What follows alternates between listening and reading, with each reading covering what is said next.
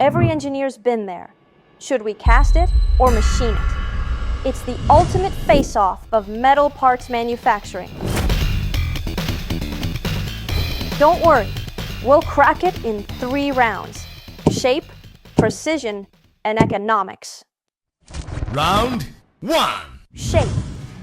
Casting is a formative process.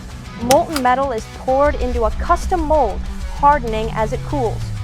This allows complex or even hollow shapes to be made in just one step.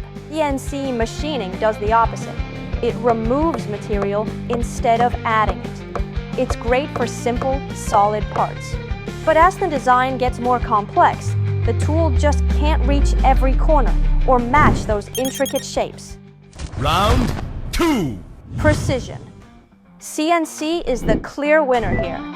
It's best known for producing parts with very tight tolerances and a smooth surface finish. In contrast, cast parts have lower precision and rougher surfaces, almost always requiring secondary machining to hit the same level of precision.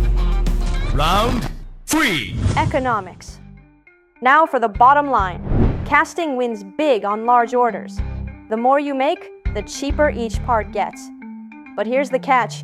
That mold costs a lot up front. If you're not producing in bulk, it won't pay off. On the flip side, CNC has almost no startup cost. It's perfect for prototypes, small batches, or custom one-offs. So here's the golden rule. Complex and high volume, go casting. Precise and low volume, go CNC.